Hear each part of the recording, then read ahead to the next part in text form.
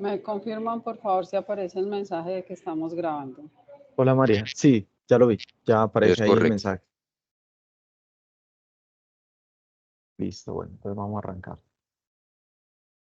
Hola, buenas tardes para todas y todos nuestros asistentes a la Cátedra Nómada. El día de hoy, 17 de abril, el día de hoy tenemos el gusto de contar con el ingeniero Jorge Julián Cañas. Él nos va a presentar su charla titulada Sensibilización y aporte de la ingeniería eléctrica a la sostenibilidad del planeta. Para el profe Jorge Julián, inicialmente darle pues nuestros agradecimientos. El profe Jorge pues ya está contextualizado sobre de lo que se trata la Cátedra Nómada, que integra diferentes instituciones de la ciudad, y también pues contamos con una institución mexicana que se unió a este proyecto. Nosotros contamos con estudiantes de diferentes áreas de la ingeniería y el día de hoy, pues el profe Jorge Julián, de manera bastante comedida, nos va a dar pues su charla, ¿cierto? Bueno, entonces la idea, profe Jorge, es inicialmente presentarte, después vos arrancas con tu presentación. La idea es hacerla pues en un tiempo, una hora y cuarto normalmente pues que toman los expositores, y posterior a eso te vamos a leer las preguntas que hacen nuestros estudiantes, ¿sí?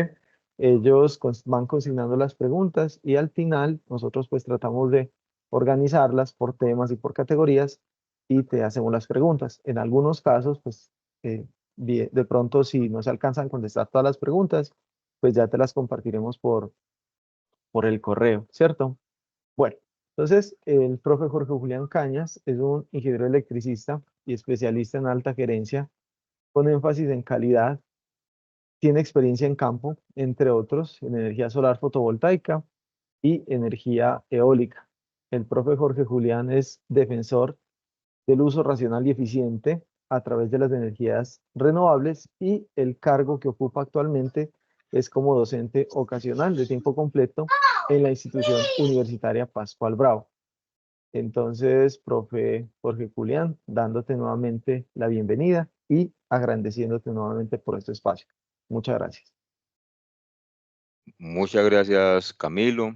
Eh, Muchas gracias por esta honrosa invitación. De verdad que para mí es un honor poderlos acompañar en este momento, sobre todo en esta época tan crítica que tenemos en el tema de transición energética y en este tema de sequía que estamos viviendo no solamente en nuestro país, sino a nivel mundial, a nivel general.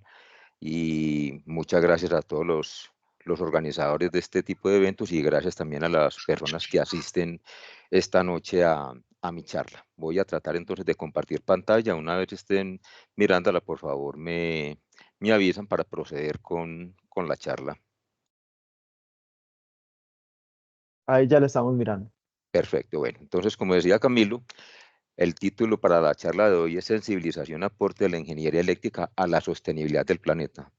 Yo quiero invitarlos a que le pongamos mucho énfasis a esa primera palabra que encontramos ahí, porque lo que esta noche vamos a conversar trata más de la sensibilización, o sea, de esa ingeniería blanda de la cual se viene hablando desde hace algún tiempo, y es la forma como nosotros podemos aportarle a nuestro planeta para tener elementos o sistemas más amigables con el medio ambiente.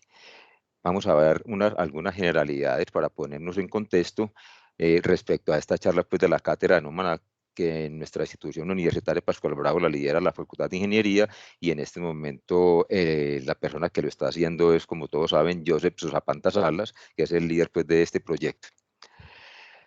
La sensibilización y aporte a la ingeniería eléctrica a la sostenibilidad del planeta. Vemos acá una página muy interesante, una URL que cualquiera puede tener acceso a ella, que se llama World Matters. Normalmente siempre a un lado de mis diapositivas o en la parte inferior de las mismas, ustedes podrán encontrar la URL o el link en el cual pueden profundizar un poco más sobre lo que yo esté hablando. Por ejemplo, la última actualización que yo hice de esta página, que tiene, entre otras cosas, unas estadísticas muy interesantes, pero yo solamente les traigo 3 tópicos hoy para que los miremos porque son los que más nos competen. Y esta última actualización la hice antier, el lunes pasado, a las 6:55 de la noche. En ese momento, la población mundial en tiempo real siempre nos está dando la información esta página. Somos ya más de 8.103 millones de personas en la Tierra. Solamente en lo que va corrido de este año han nacido casi 40 millones de personas. Solamente ese día lunes casi a las 7 de la noche habían nacido más de 290.000 bebés. Sin embargo, también tenemos que tener en cuenta la mortalidad que existe en el mundo, que en lo que va corrido este año, estos 3 meses y medio, ya van llegando a los 18 millones de personas fallecidas. Solamente ese día, lunes 15 de abril, habían muerto hasta esa hora 131.000 personas. Luego, el crecimiento poblacional, haciendo la relación matemática de todo lo que les he venido contando, más o menos ha sido de un poco más de 21 millones de personas en lo que va del año. El crecimiento poblacional hoy, hasta ese lunes solamente, casi 160.000 personas. Entonces los tópicos son población mundial, medio ambiente y energía. En el tema de medio ambiente es triste para nosotros como profesionales y sobre todo que estamos muy comprometidos con el tema ambiental, que hay una deforestación en estos 3 meses y medio de más de 1,5 millones de hectáreas.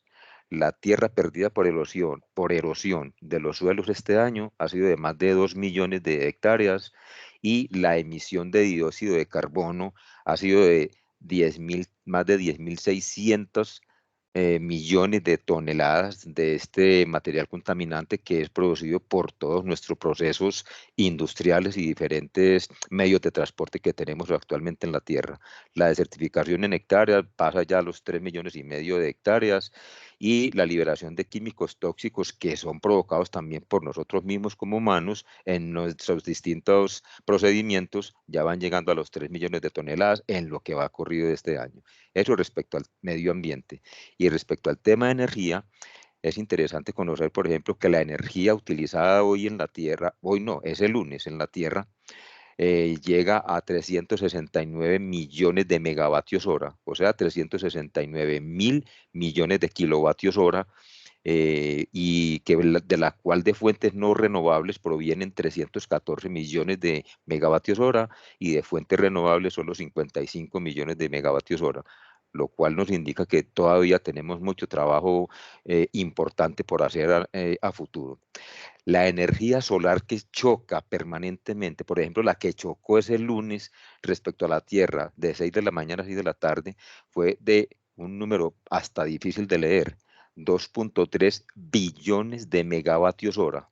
Entonces miren que de esos 2.3 billones de megavatios hora, si sumamos todas las fuentes renovables que tenemos en la Tierra, solamente 55.5 millones de megavatios hora estaríamos nosotros utilizando como esa fuente renovable de energía. Luego tenemos todavía mucho por desarrollar en ese tema de la energía solar. Y obviamente el rey sol es el que no solo nos suministra radiación solar, sino que también participa en la producción energética a través de la energía mareomotriz, de la energía undimotriz, la biomasa, la eólica y todas las principales energías renovables que podemos conocer. El petróleo que tenemos en este momento probado en barriles es de casi 1.4 billones de barriles. Los días al fin que tenemos hasta que se termine el petróleo son más o menos 14.303 días, que equivale aproximadamente a 39 años.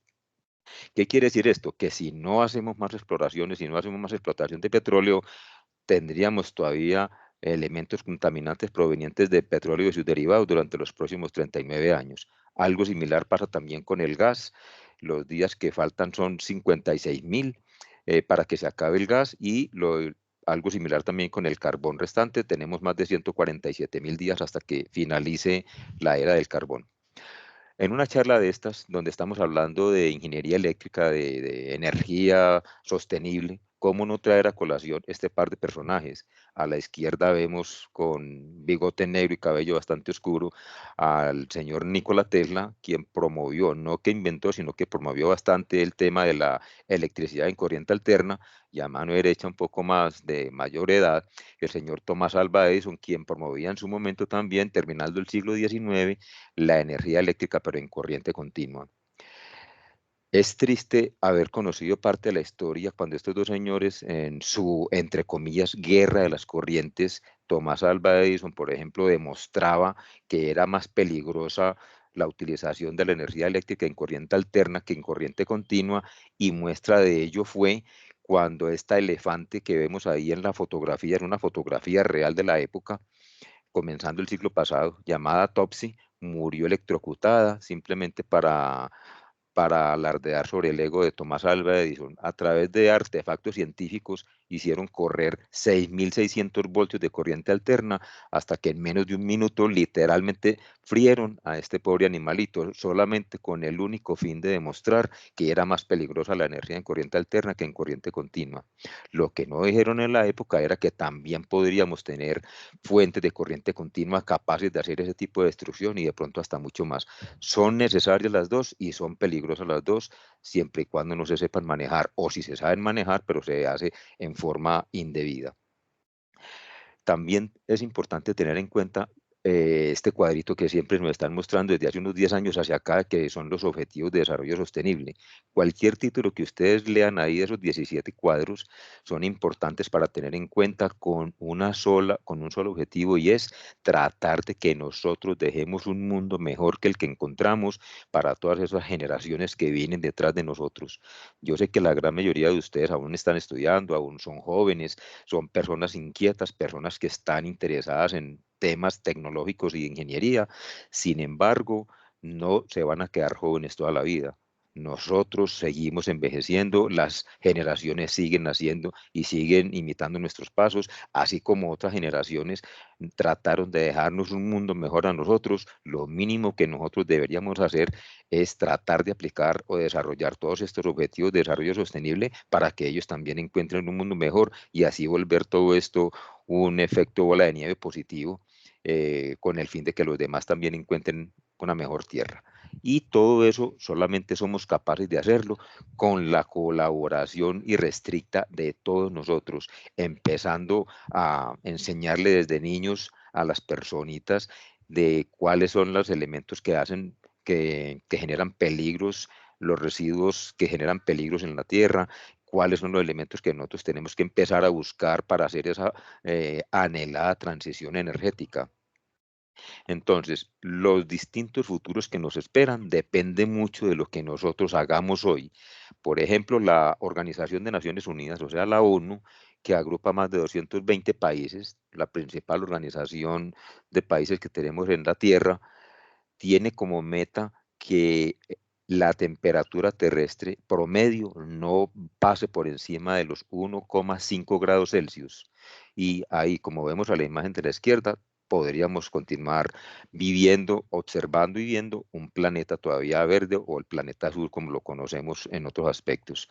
Si la temperatura llega a incrementarse en promedio hasta 2 grados Celsius, entonces ya en la imagen del medio vemos que empezamos a correr algún tipo de peligro, y de pronto nos costará demasiado tiempo volver a ese anhelado planeta que tenemos, y es la imagen que vemos a la izquierda.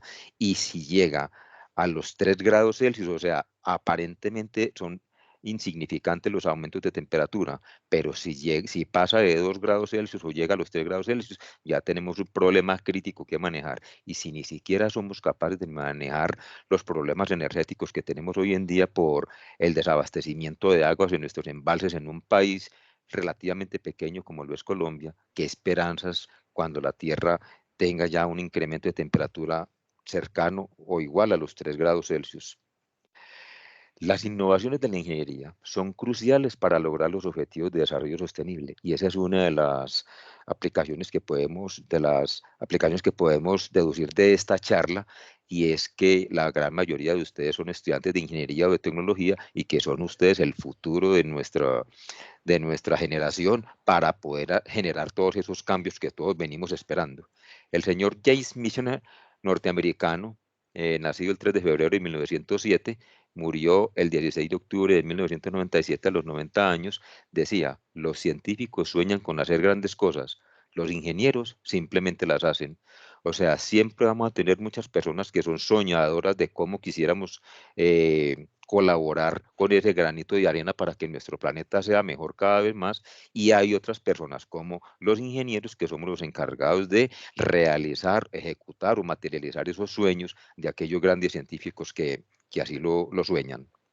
Dentro de esos sueños de los científicos y dentro de lo que vienen desarrollando los ingenieros, encontramos, por ejemplo, en esta diapositiva, los paneles solares más eficientes del año pasado. Esto es actualizado a noviembre 21 del 2023.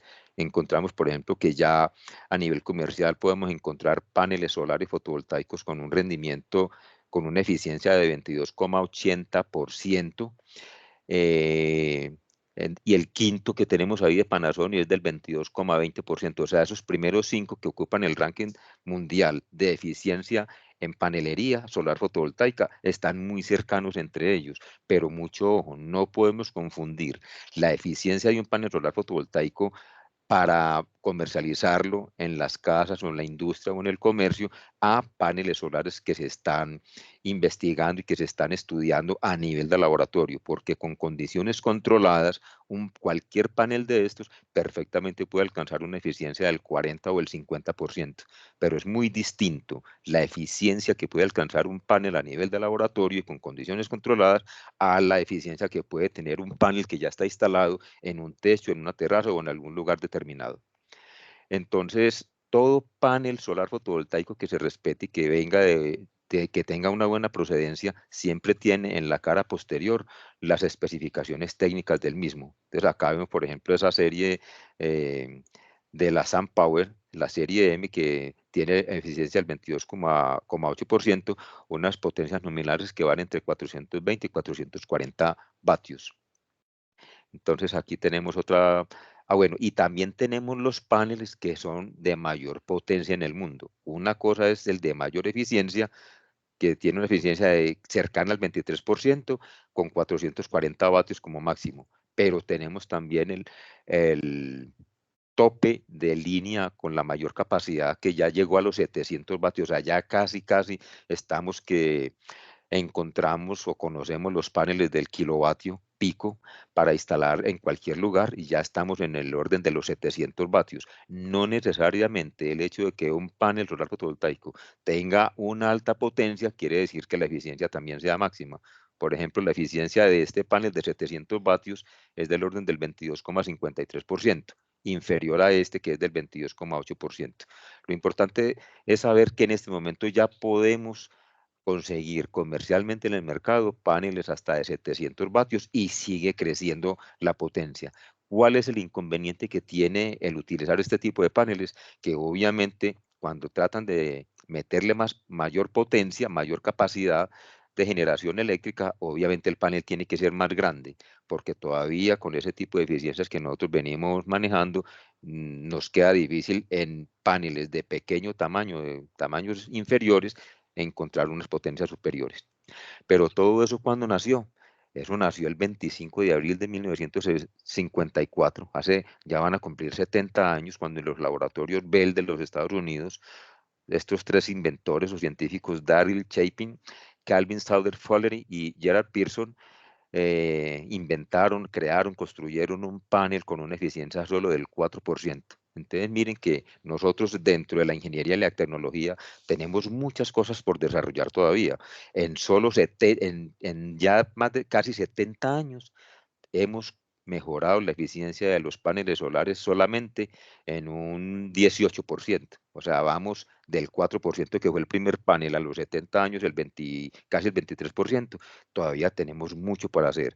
¿Hasta dónde será el límite? No lo conozco. Sin embargo, todos somos conocedores, pues, de que los científicos cada vez están estudiando con mayor profundidad esta temática para incrementar la eficiencia en estos elementos. Ahí vemos una fotografía real de un panel de la época de los años 50, paneles con ese tamaño, con esa bastante pesado y con esa arquitectura que vemos ahí, con una eficiencia solamente del 4%. ¿Qué quiere decir eso? Que cada 100 vatios hora que llegue de energía solar fotovoltaica a esa superficie de ese panel, solamente 4 vatios hora en 1954 se convertían en electricidad. Vamos a mirar también cómo está el mundo en cuanto a la tecnología solar fotovoltaica. Por ejemplo, vemos acá en los 3 primeros lugares a China, Estados Unidos y Japón, que están liderando a nivel mundial ese ranking con la mayor potencia solar fotovoltaica instalada hasta el 2022. Y vemos, por ejemplo, a China con 393.000 megavatios. Para que nos pongamos en contexto y sepamos esas cifras qué significan, les adelanto más o menos que en Colombia, si sumamos todas las máquinas, todas las hidroeléctricas que tenemos, todas las generadoras de energía eléctrica que hay en el país, suman 18.000 megavatios. En Colombia, para alimentar o para suministrar la energía eléctrica a 52 millones de personas, pues solamente China en paneles solares fotovoltaicos nos llevan demasiada ventaja con 393.000 megavatios, lo que es equivalente pues a 393 gigavatios de potencia instalados. Estados Unidos con 113 gigavatios, Japón con 70 y casi 79 gigavatios, y vemos ahí pues cerrando la lista a España, que tiene una capacidad similar a la de nosotros. Lo que pasa es que la de nosotros es la sumatoria de todas, mientras que España solamente en solar fotovoltaica tiene más de 20.000 megavatios instalados. ¿Cómo está la situación de Colombia entonces en el tema de capacidad instalada de energía entre 2015 y 2021?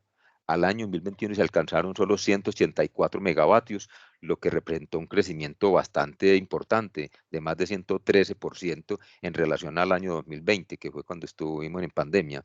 Pero la capacidad en Colombia no llega todavía a los 200 megavatios en capacidad instalada en cuanto a paneles solares fotovoltaicos. Luego todavía tenemos mucho trabajo por delante.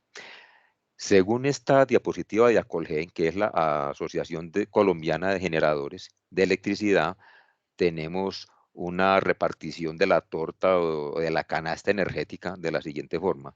Para todos es claro que la tecnología hidráulica representa casi el 70% de la generación de electricidad en nuestro país, con una capacidad instalada de casi 12.000 megavatios. En segundo lugar está la térmica, que es la que en estos momentos prefiere el gobierno y el Ministerio de Minas y Energía, que esté encendida al máximo por los problemas de sequía que tenemos en toda la región, y que ocupa el 31% con 5.500 megavatios instalados. Los cogeneradores, 150 megavatios, representan el 0.85%. La energía solar fotovoltaica representa solo el 0.66%, con a esta estadística casi 117 megavatios instalados. La eólica está con 18.42, que si mal no estoy representa pues el 0.1%, y es el parque Gepirachi, que está ubicado en La Guajira, en el Cabo de la Vela, para un total, como les decía, ahora cercano a los 18.000 megavatios instalados, para un 100% pues según esta diapositiva de Acolgen. Bueno, pero miremos entonces cómo está la electricidad en el mundo. Aquí les traigo datos solamente de Colombia, Estados Unidos, China y el mundo. Solamente estamos hablando de electricidad.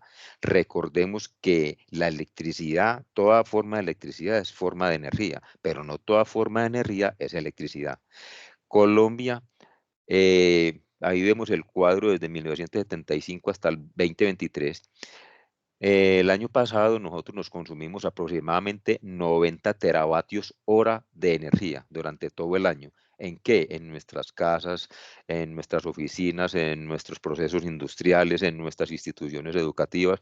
Todo ese consumo del 1 de enero al 31 de diciembre sumó 90 teravatios, lo que representa un consumo energético, como lo vemos arriba después del título Colombia, del 0,3% de la energía que se consume en el mundo. Acá vemos a Estados Unidos, que se consume el 15% de la energía eléctrica mundial, y donde el año pasado, el 2023, estuvo cercana a los 4.500 teravatios hora. Entonces recordemos, nosotros 52 millones de habitantes, 90 teravatios hora de consumo en electricidad. Estados Unidos, 333 millones de habitantes, 4.500 teravatios hora de consumo de energía. Y vemos este gigante chino, que representa el 30% del consumo mundial de energía eléctrica, con 9.000 teravatios hora de consumo durante el año 2023. Y finalmente vemos cómo es el consumo de electricidad a nivel mundial.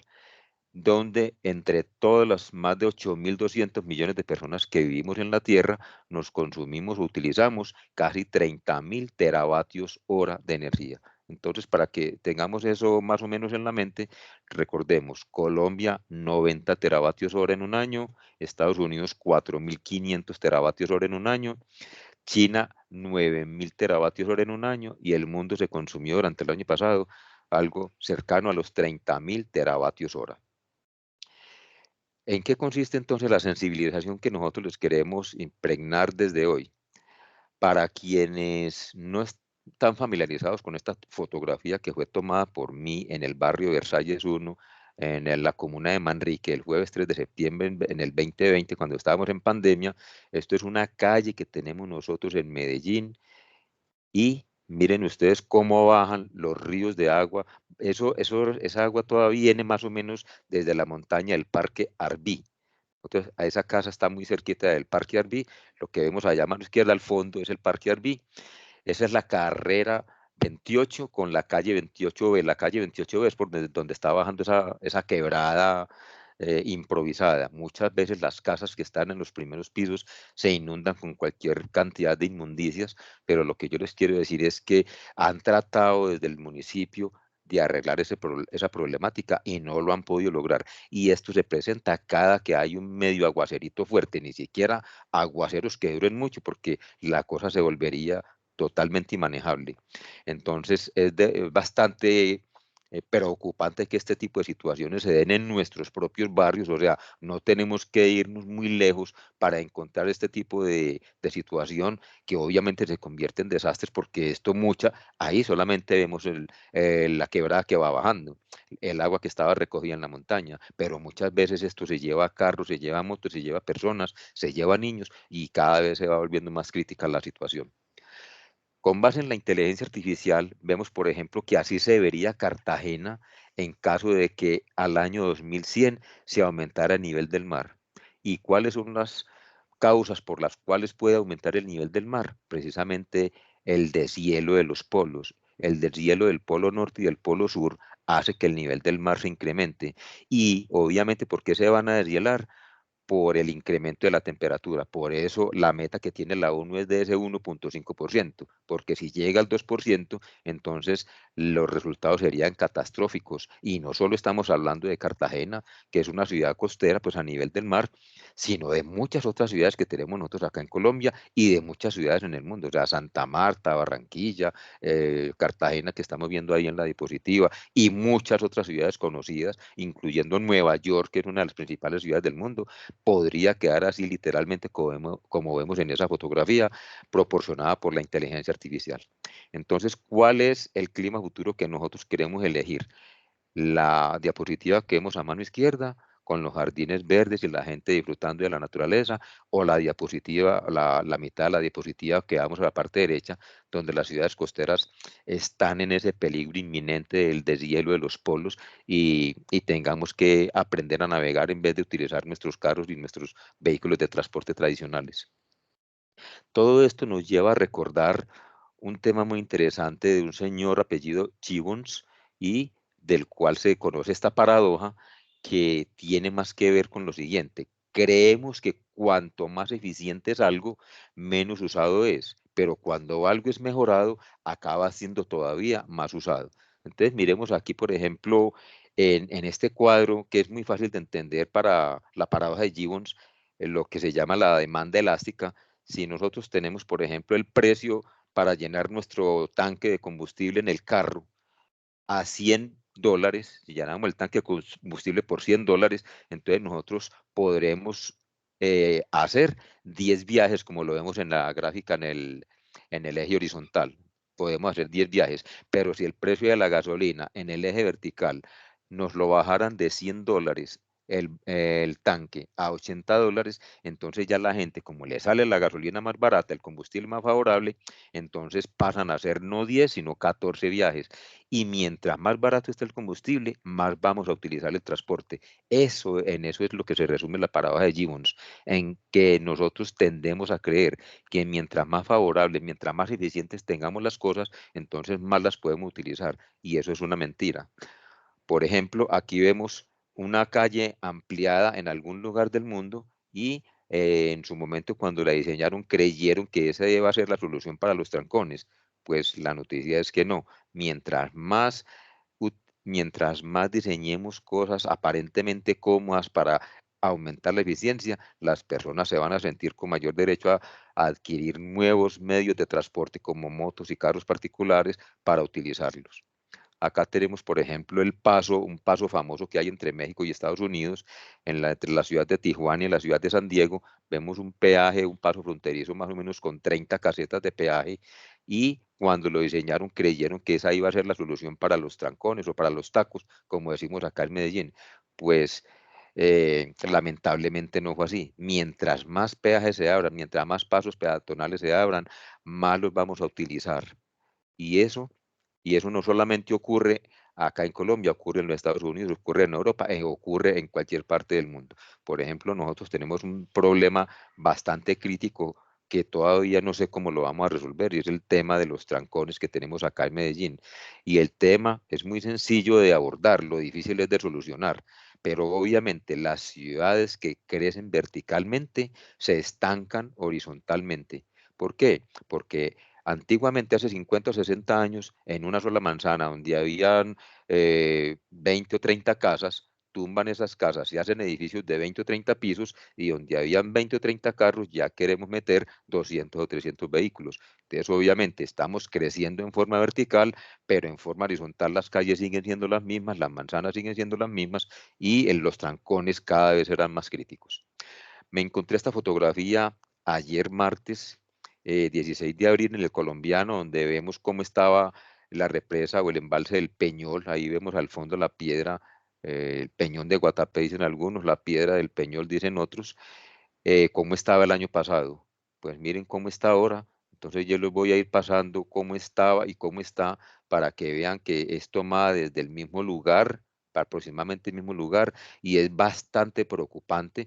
Ya nos informaba el gobierno en el día de ayer que están haciendo un monitoreo permanente de cómo está el nivel de los embalses a nivel nacional, y ya estaba ayer en el 29.96%, y ya tienen como toque de campana máximo y línea roja el 27%, y cada vez nos estamos acercando más a ese 27% del nivel de los embalses, porque ya una vez se llegue al 27%, que es la meta que se propuso el gobierno nacional, a partir de ese 27% comienzan los racionamientos de energía. En Bogotá, desde el jueves de la semana pasada, ya vienen haciendo racionamientos escalonados de agua para más de 10 millones de personas, y están bastante preocupados por la situación, pero solamente están haciendo racionamientos de agua, no han comenzado con los racionamientos de energía.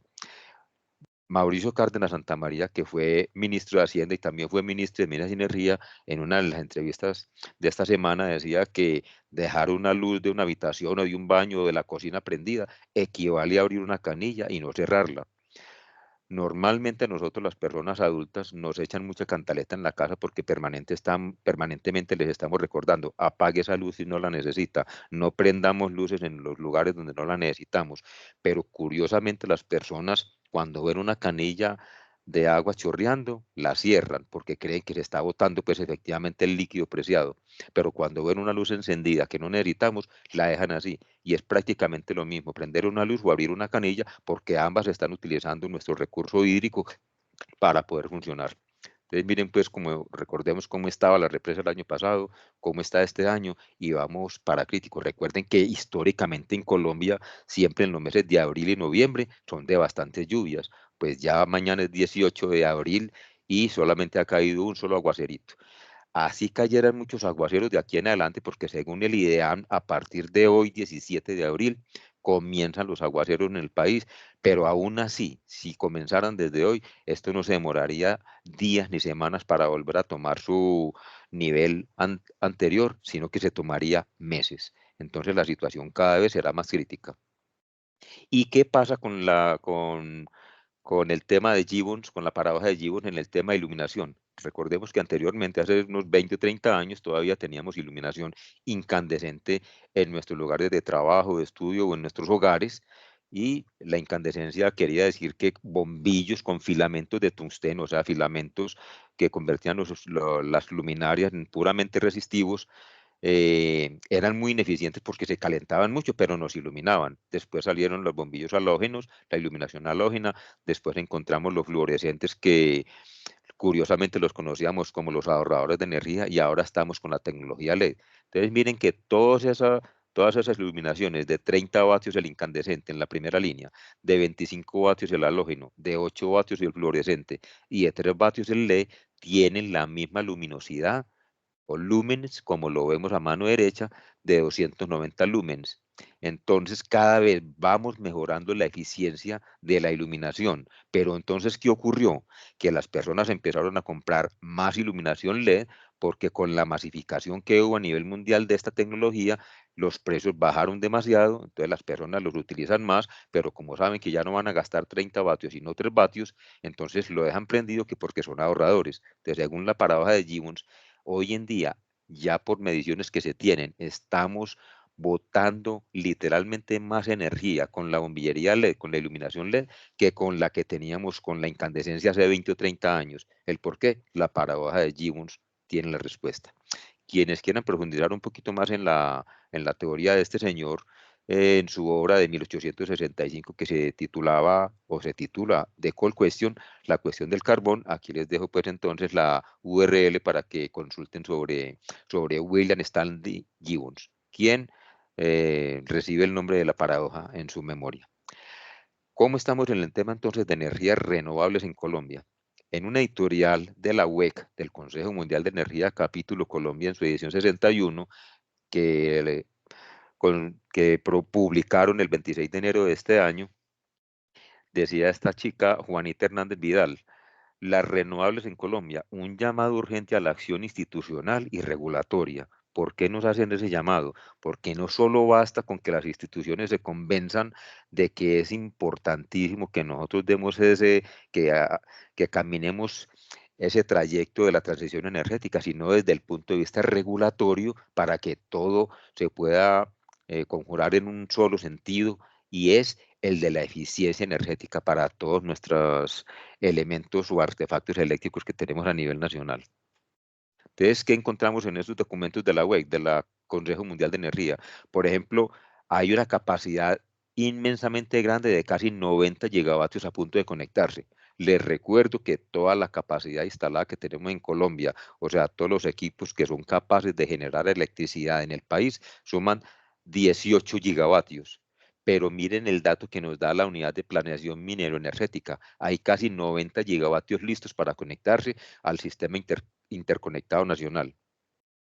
Y recordemos que en marzo de este año la unidad de planeación minero-energética asignó más de 7.000 megavatios para conectar, de los cuales casi 6.000 megavatios son proyectos de energía solar y más de 1.200 megavatios proyectos de generación eólica.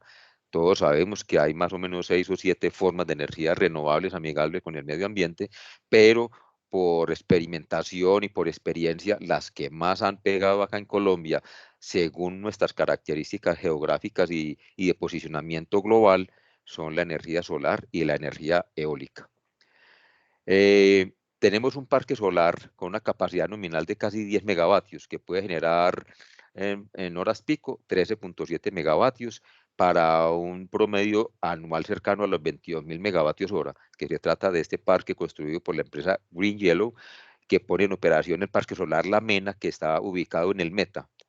Entonces ahí vemos una foto aérea de ese parque que tiene casi 10 megavatios instalados y nos informan los que hacen la conversión de todas estas unidades que con esos 10 megavatios instalados se dejarán de emitir, como vemos ahí en el resaltado amarillo, más de 11.000 toneladas de dióxido de carbono al año. O sea, estamos tratando de descarbonizar parte de lo que nosotros estamos dañando con las emisiones de dióxido de carbono al medio ambiente, lo que es también equivalente a sembrar aproximadamente 350.000 nuevos árboles.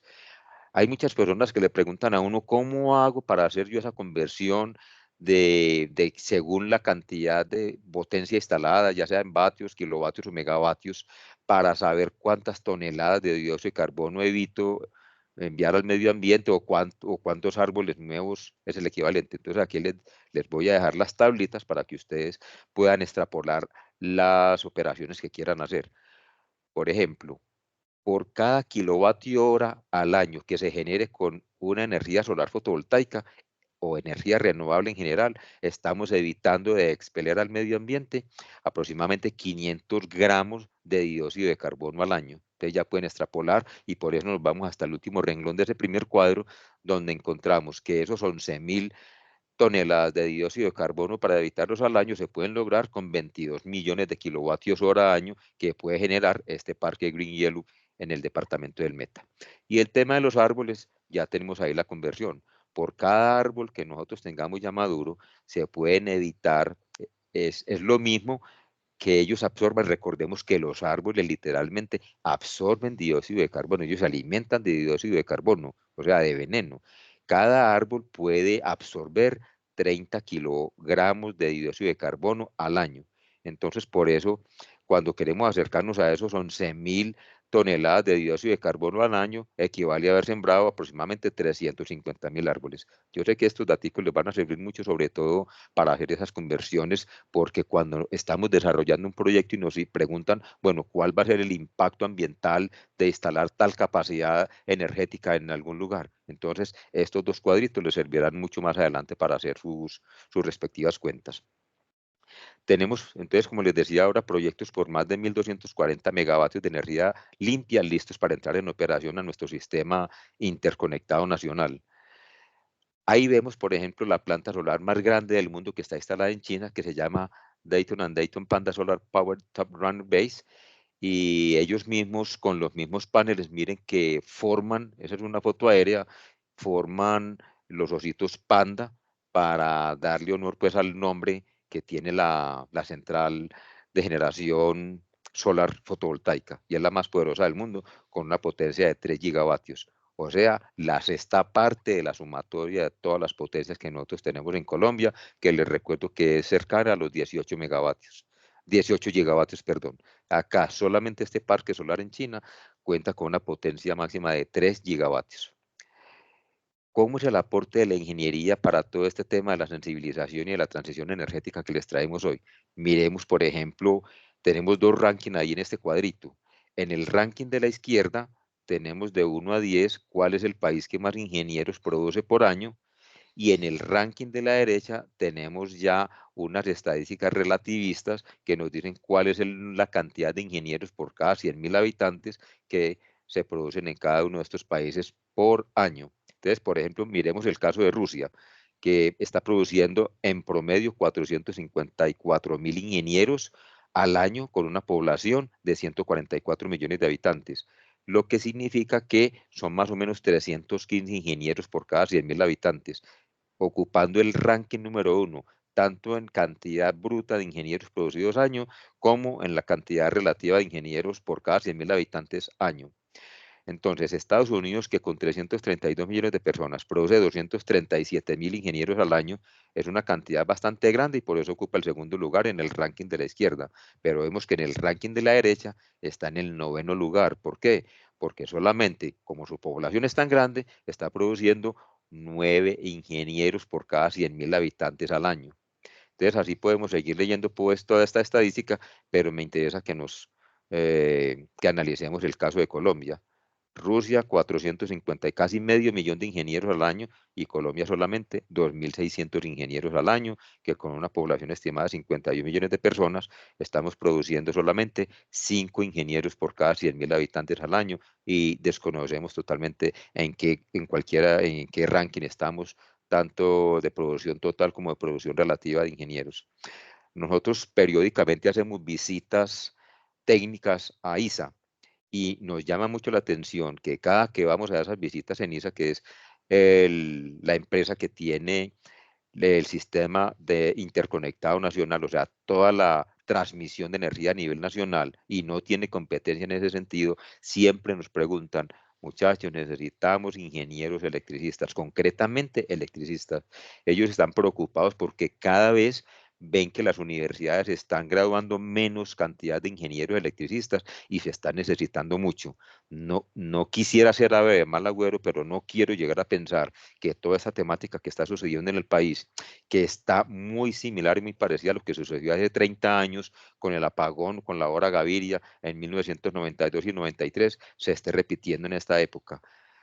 Yo recuerdo cuando trabajaba en esa época que los comentarios de pasillo eran que posiblemente un ministro de Minas y Energía muy antiguo, mucho más antes de los años 90, había confundido los términos de energía y potencia y leyó la energía como si fuera potencia y pensó, estamos muy bien, no tenemos que hacer nuevas inversiones ni mantenimientos en nuestros sistemas energéticos. Como no se hicieron, entonces obviamente pasó lo que pasó y por eso fue que llegamos a ese apagón, a ese racionamiento que fue tan fuerte. Yo recuerdo que solamente nos colocaban la energía de 6 de la tarde a 9 o 10 de la noche y pare de contar. El resto del tiempo teníamos que arreglárnoslas para poder buscar energía, otras fuentes de energía en otros lugares.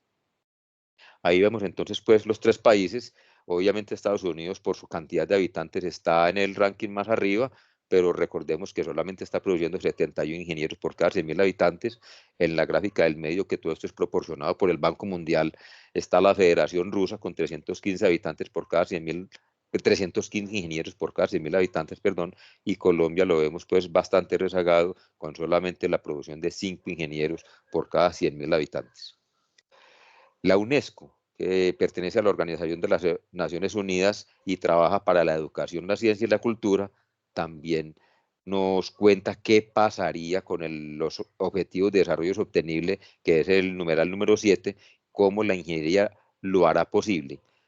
Para uno como ingeniero, para nosotros como ingeniero es bastante triste darnos cuenta que cerca de 1.000 millones de personas predominantes principalmente en África subsahariana y en el sur de Asia, todavía esta cantidad de personas carecen de acceso a una fuente confiable de electricidad. Es muy triste para nosotros en pleno siglo XXI, nosotros como ingenieros electricistas, nosotros como académicos, nosotros como investigadores y como potenciales desarrolladores de todo este tipo de tecnologías, nos llegue a nuestros oídos que todavía hay más de 1.000 millones de personas que todavía no tienen electricidad. Y si no tienen electricidad, con toda seguridad se están contaminando porque tienen fogones de petróleo o fogones de carbón o derivados del carbón que están no solamente envenenando sus propios sistemas respiratorios, sino envenenando nuestra propia tierra. Extrapolando más o menos lo que les estoy diciendo, en Colombia existe una entidad gubernamental que se llama el IPSE, que quiere decir Instituto de Planificación y Promoción de Soluciones Energéticas para Zonas No Interconectadas. En Colombia vemos, por ejemplo, según establece el índice de cobertura de la energía eléctrica, que fue un documento que fue publicado por la Unidad de Planeación Minoenergética, existen aún casi 500.000 familias colombianas que no cuentan con el servicio básico de energía eléctrica, de las cuales se contempla que llegando a 208.000 familias corresponden a zonas no interconectadas. En la fotografía vemos al corregimiento de Nazaré, unas indígenas guayú, donde yo tuve la oportunidad de trabajar allá hace 14 años, estuve inmerso en esa comunidad durante 2 años trabajando en un proyecto de solar fotovoltaico, eólico y de grupos electrógenos, un mega proyecto para llevar solución energética a esa zona del país. Ese corregimiento pertenece al municipio de Uribia y queda más o menos vía terrestre a 200 kilómetros de Río Hacha, en unas carreteras bastante difíciles de recorrer, donde solamente las conocen los mismos guayú. Luego nosotros tenemos que contratar a conductores guayú porque si no nos perdemos, así llevemos GPS, llevemos mapas, llevemos lo que queramos. Es muy factible perderse uno en ese desierto de la Guajira. Entonces, recordemos también que el DANE dice que como promedio nuestras familias tienen más o menos 3.1 personas. Si estamos hablando de casi 500.000 familias que no cuentan con el servicio básico de electricidad en Colombia, estamos hablando de más de 1,5 millones de personas. O sea, de estos 1.000 millones de personas que hay en la Tierra sin acceso a la electricidad, en Colombia tenemos 1,5 millones de personas que están en las mismas condiciones, lo cual es bastante preocupante. La ingeniería siempre ha transformado el mundo para mejor. es tan relevante y urgente ahora como nunca. Siempre con lo que les acabo de decir, se necesitan más ingenieros con las destrezas adecuadas. Y esto no lo digo yo. Como podemos ver en la URL que tenemos a la izquierda, eso lo dice la UNESCO. O sea, esta Organización de las Naciones Unidas para la Educación, la Ciencia y la Cultura.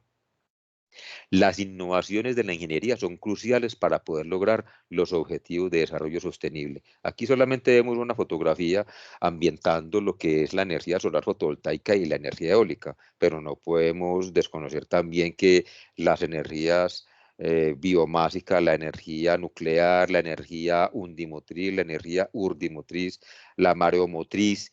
Hay otros tipos de energía también amigables con el medio ambiente que conocemos como renovables, que también están en fase de experimentación en nuestro país y que posiblemente al corto plazo o mediano plazo estemos también experimentando y, por qué no, implementando grandes centrales de producción energética con estas tecnologías.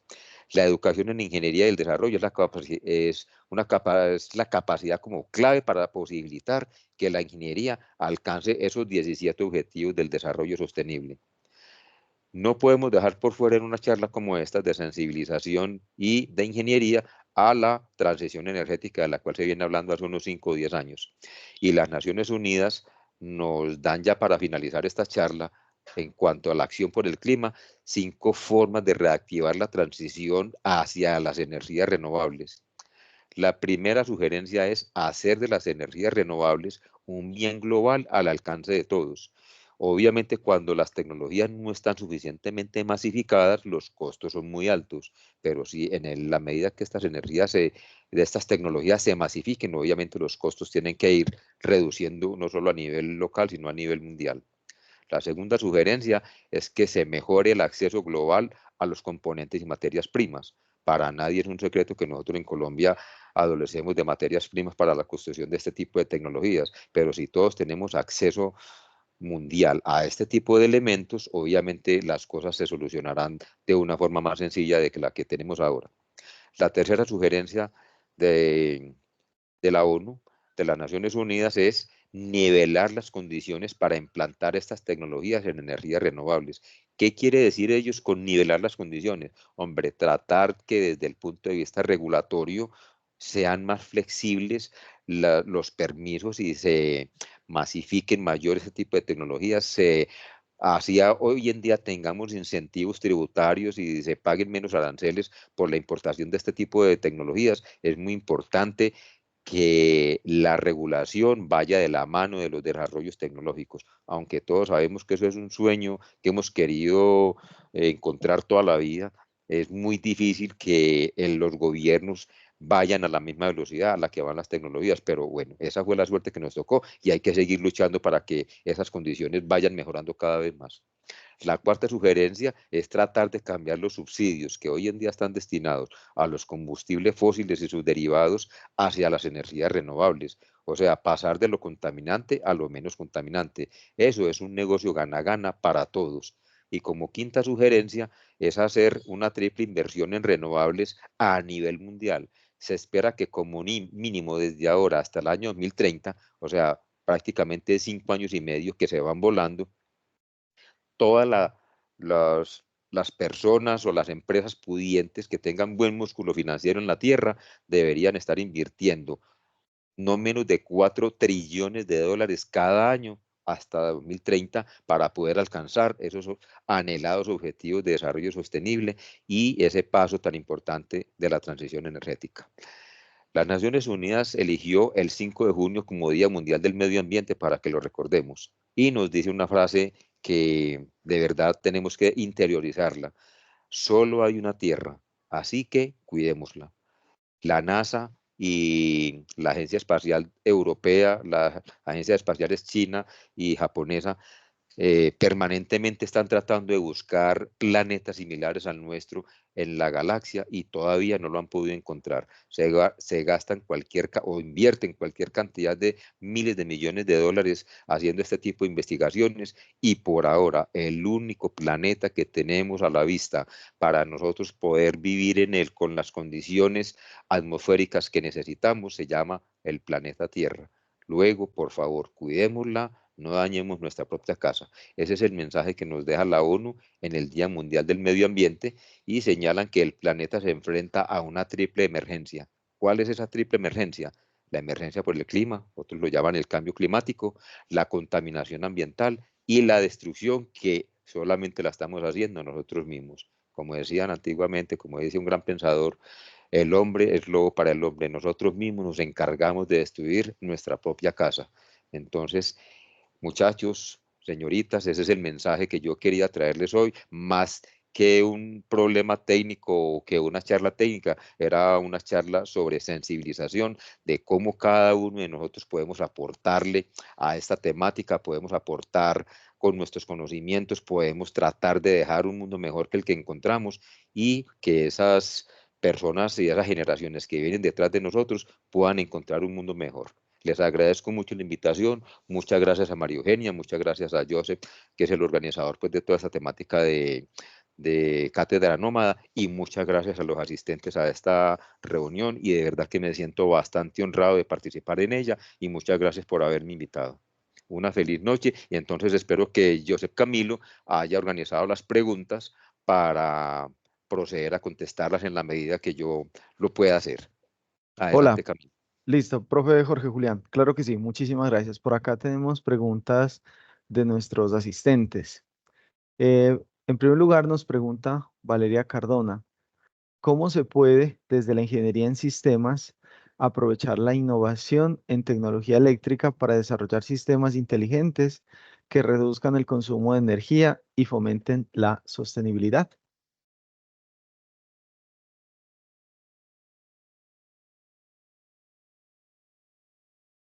Me dijiste, la pregunta la hizo una chica, Marcela. Valeria Cardona. Valeria, excelente pregunta, Valeria.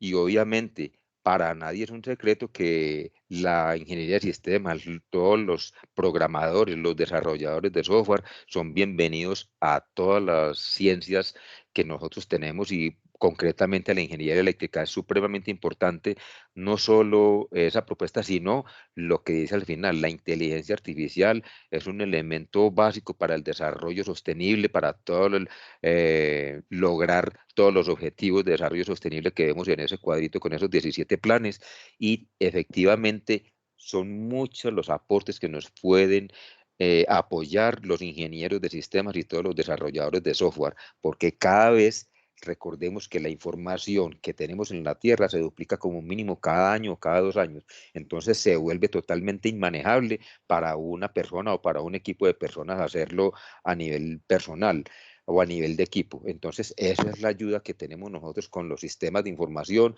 con la inteligencia artificial, y será siempre bienvenido, sobre todo con estos sistemas amigables con el medio ambiente y sobre todo con la transición energética y con sistemas que sean ahorradores de energía y uso racional de energía.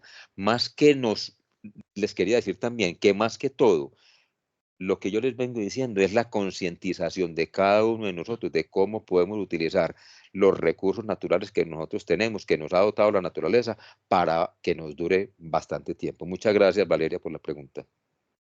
Dale, Jorge Julián, muchísimas gracias. Por acá tenemos otra pregunta de Eric Gaviria. Nos pregunta, teniendo en cuenta la gran disponibilidad de espacios que se tienen en Colombia para desarrollar la biomasa, ¿qué opinas de implementar en mayores proporciones este tipo de energía para obtener electricidad en nuestro país? Listo, muchas gracias, Eri, por la pregunta, muy interesante. Obviamente, como les dije ahora, la biomasa es una de esas fuentes de energía renovables que tenemos, pero infortunadamente, por ejemplo, en Colombia apenas estamos haciendo algunos experimentos al respecto, y lo que se ha encontrado desde hace muchos años es que es bastante costoso producir 1 kWh a partir de la biomasa. Entonces es una tarea bastante ardua que tenemos no solo los científicos, sino los ingenieros para materializar este tipo de solución energética, pero es totalmente bienvenida y es totalmente válida tu pregunta, y la idea es seguir trabajando en ese sentido. Hace más o menos unos 15 o 20 días salió publicado en los medios de comunicación que ya estábamos experimentando con los primeros fuentes de producción energética a partir de las biomasas, pero como te digo, lo que se ha encontrado hasta ahora es que los costos son sumamente altos respecto a los costos que tenemos, por ejemplo, con recursos hídricos, que es el principal que nosotros tenemos acá en Colombia para la producción energética, pero válida totalmente tu pregunta. Gracias, Eric. Listo, profe, muchísimas gracias. Por acá nos pregunta también Viviana Pizarro y nos dice, ¿cuál es el papel de la ingeniería eléctrica en el desarrollo de vehículos eléctricos y cómo impacta eso la sostenibilidad ambiental? Perfecto, Viviana, muchas gracias por tu pregunta y muy acorde con lo que hemos venido viviendo últimamente. También conocemos que el mercado de la movilidad eléctrica se ha venido incrementando en una forma casi que exponencial desde el año 2014 hasta la fecha y el impacto ha sido bastante positivo. Siempre nos están preguntando en todo este tipo de charlas cosas que a mí no se me olvidan. La primera, profe, está muy bien lo de la energía solar fotovoltaica, pero ¿qué vamos a hacer después de que termine la vida útil de esos paneles a los 25 años? ¿O cuánta es la energía que se tiene que consumir para la producción de un panel solar fotovoltaico? Todos esos elementos están ya valorados y ya se estima que, por ejemplo, de los 25 años de vida útil que tiene un panel solar fotovoltaico, los primeros 3 años se gastan en la recuperación de energía para poderlos haber fabricado. O sea que realmente la vida útil del panel de los 25 años que nos cuentan los comerciantes se reduce a 22 años. El impacto de sostenibilidad ambiental respecto a los vehículos eléctricos es más o menos la pregunta en el mismo sentido. Siempre la pregunta que surge es, listo, la vida útil de un vehículo eléctrico está alrededor de 10 a 15 años. ¿Qué vamos a hacer con las baterías de litio después de que ese vehículo finalice su vida útil? Entonces la respuesta declinablemente es, tenemos que pensar en nuevas formas de utilización de esas baterías para otros procesos industriales o residenciales, porque, por ejemplo, ya se viene dando que baterías que ya no sirven para vehículos, sí pueden servir para iluminación en lugares de zonas no interconectadas, y de hecho se viene utilizando así, donde se requieren, por ejemplo, sistemas aislados de generación energética con paneles solares o con energía eólica. Entonces el respaldo energético para estos elementos vienen a ser las baterías ion de litio, que la mayoría de los casos vienen o provienen de carros que ya no son capaces de sostener su funcionamiento con esas baterías por la edad que tienen o por accidentes que han tenido los mismos vehículos, y ya las baterías quedan inservibles para otro vehículo, pero sí se pueden utilizar para otros usos finales, como son la iluminación en zonas despobladas, en zonas no interconectadas con las principales redes de distribución de una ciudad o de un país. Gracias, Viviana, por tu pregunta. Claro que sí. Por acá tenemos otra pregunta, profe, de Diego Meneses. Nos dice, ¿cuál es el potencial de la energía solar en Colombia y qué retos enfrentan los ingenieros desde los puntos de vista social, ambiental y económico para la implementación de estos proyectos a gran escala? Bueno, Diego, te cuento que esa pregunta se la viene haciendo muchos gobiernos desde hace mucho tiempo, y el potencial que tenemos para desarrollar nosotros acá en Colombia de energía solar fotovoltaica el número es supremamente grande. Te podría decir, por ejemplo, para que nos pongamos en contexto, con una serie de paneles solares cuya suma de capacidad llegue a 1 kilovatio. Recordemos que hoy les mostraba un panel solar de 700 vatios, ya estamos llegando a los 1000 vatios. 1000 vatios es 1 kilovatio de potencia. En Medellín, un solo panel solar fotovoltaico es capaz de producir 4.5 kilovatios hora de energía en un día. Un solo por cada kilovatio instalado producimos 4.5 kilovatios hora de energía en un día. Ese mismo panel, si nosotros lo instalamos en el departamento de La Guajira, ese número de 4.5 kilovatios hora se convierte en casi 7 kilovatios hora, o sea, casi que nos duplica la región de La Guajira para la producción energética basada en paneles solares fotovoltaicos. Tenemos una radiación envidiable y solamente nos la iguala en la Tierra algunas zonas de Perú y algunas zonas de Australia. con casi 7.5 kilovatios hora por metro cuadrado. Y luego te digo pues que el potencial es totalmente impresionante. A modo de ejemplo te diría, si nosotros tuviéramos la oportunidad y el brazo financiero para instalar de unos 40 megavatios pico de potencia de paneles solares fotovoltaicos en La Guajira, que eso cabe en una zona perfectamente habitable allá en ese desierto, podríamos suministrar energía a partir de esa panelería solar fotovoltaica a todo Colombia y no necesitaríamos ninguna de las otras fuentes y nos sobraría demasiado espacio. Entonces, desde el punto de vista social, que es la primera de las preguntas que haces, es muy importante porque eso le podría generar empleo a muchas personas. O sea, armar un parque solar fotovoltaico de 40 megavatios le da trabajo a demasiadas personas. Socialmente el impacto sería muy positivo porque recordemos que La Guajira es una de las zonas más marchitadas que tenemos en el país desde el punto de vista económico. Desde el punto de vista ambiental, no encontraría ningún problema porque en este momento en esos desiertos no hay absolutamente nada, como su nombre lo dice, solamente da trupillo. Trupillo es una pequeña planta que encontramos allá que da un poquito de sombra para los chivos y los ovejos y el resto eso no, es muy difícil que esa tierra tan árida produzca algo. Entonces, desde el punto de vista ambiental, ellos no tendrían algún impacto fuerte y negativo para la región porque simplemente debajo de los paneles se pueden seguir sembrando algunos alimentos agricultores que ellos podrían seguir necesitando. Y desde el punto de vista económico, inicialmente sería bastante costoso tratar de pensar en un parque solar de 40 megavatios, más o menos cada megavatio instalado de paneles solares está alrededor de 800.000 a $1.000.000. Entonces, hablar de un parque solar de 40 gigavatios, no 40 megavatios, no 40 gigavatios, ya estaríamos hablando de un músculo financiero bastante importante, el cual en este momento no tendríamos capacidad en Colombia para montarlo ni para desarrollarlo.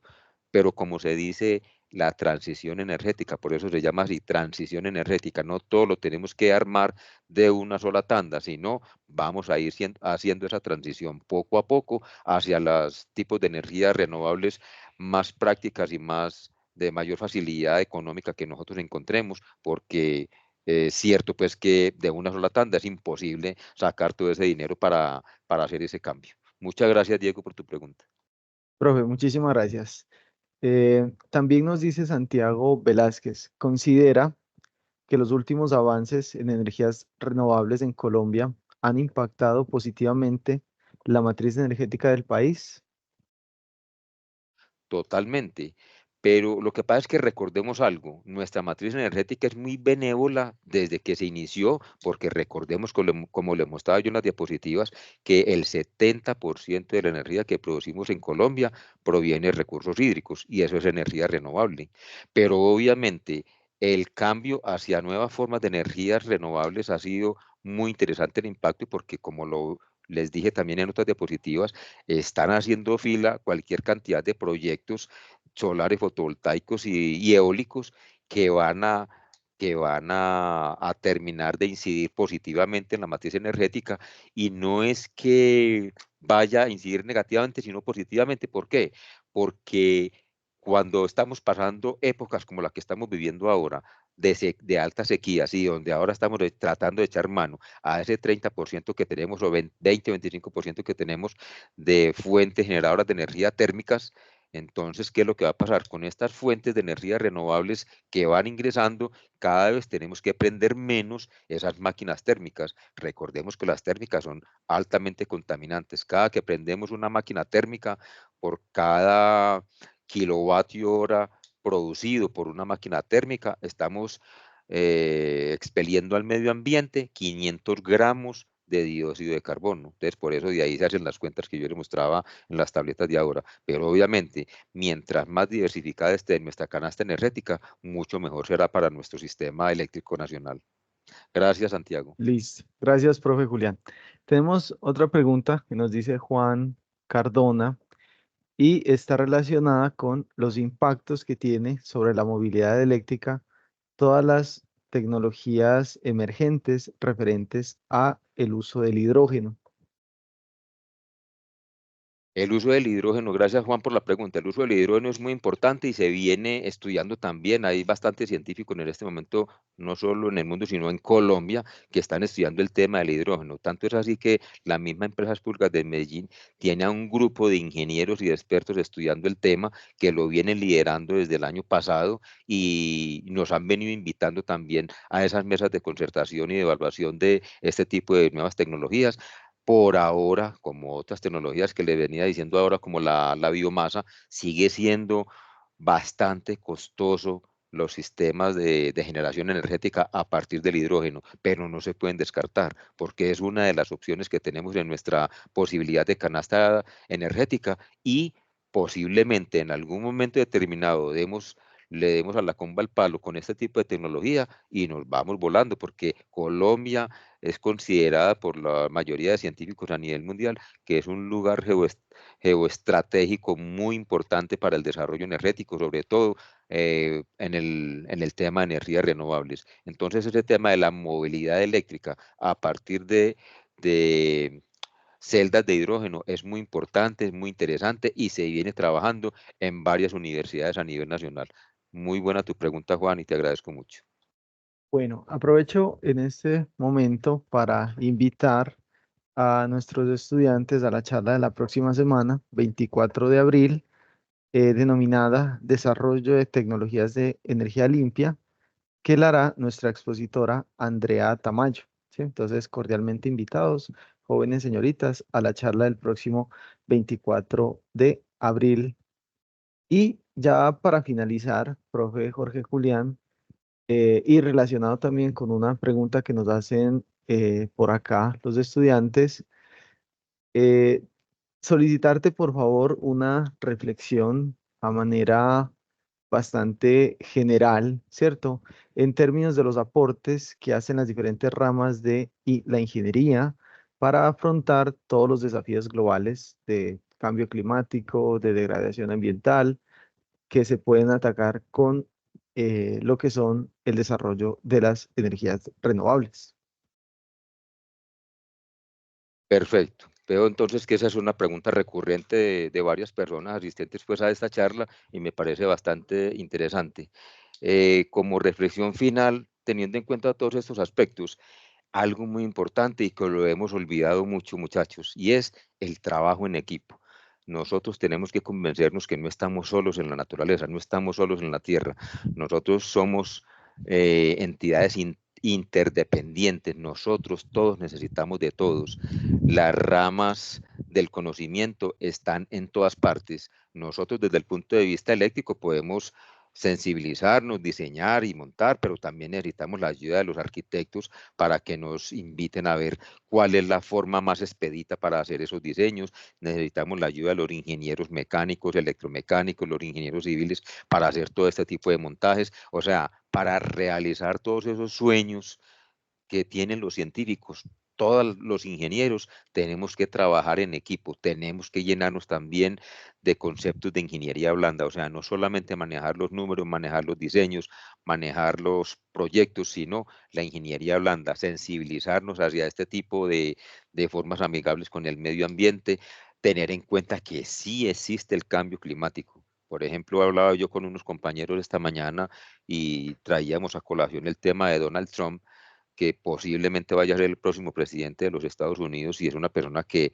rotundamente dice no creo en el cambio climático, que eso es un invento de los científicos para desviar la atención respecto a otras cosas. Entonces, si líderes mundiales como él todavía siguen convencidos, y no solo él, sino algunos otros, de que el tal cambio climático no existe y nosotros lo estamos viviendo en carne propia, es difícil que nuestras generaciones puedan salir adelante.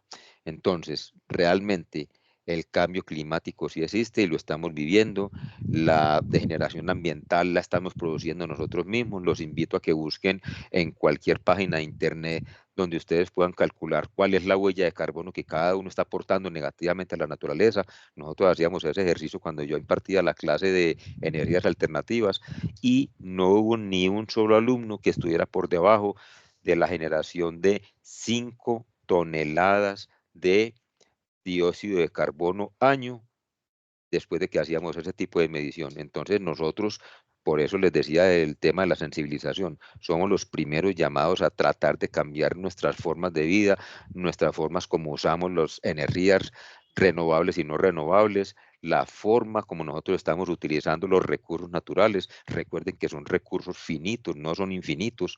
Entonces, como reflexión final, los invito a eso, a trabajar todos en equipo, trabajar por esta tierra que nos ha dado todo. Nosotros tenemos que devolverles algo y bueno, seguir adelante capacitándonos. Recuerden que necesitamos más ingenieros, necesitamos más soluciones para todo este tipo de problemática que se nos está presentando, y la invitación es a que ustedes nos consulten a nosotros, los que estamos trabajando en el tema de investigación, en los semilleros de investigación. Están abiertas las puertas para todas las inquietudes que ustedes tengan. No dejen que se trunquen sus sueños. Cualquier idea que ustedes tengan puede ser realizable. Simplemente necesitamos adecuarla a las condiciones que tenemos desde el punto de vista financiero y tecnológico, pero casi que cualquier idea puede ser realizable. Entonces la invitación es esa, muchachos, a que continuemos con este tipo de charlas, capacitándonos, aprendiendo cada vez más de todos estos temas, porque esto es lo que ustedes mañana o pasado mañana, cuando sean profesionales, son los temas que ustedes van a desarrollar y tienen que enfrentar para poderlos solucionar efectivamente. Listo, Camilo, te agradezco mucho tu colaboración, lo mismo María Eugenia, y gracias a todos los muchachos que estuvieron preguntando y a la asistencia tan nutrida que vi que pasó de más de 84 personas en algún momento. Muchas gracias, Camilo, por la invitación, y adelante en lo que les pueda colaborar, con mucho gusto siempre estaré disponible. Claro que sí, profe Julián. Muchísimas gracias a vos. Feliz noche, feliz descanso. También agradecerles a los demás coordinadores de la Cátedra Noma, de las otras instituciones y por supuesto a nuestros estudiantes. Que tengan todos una feliz noche. Hasta luego. Hasta luego, muchísimas gracias.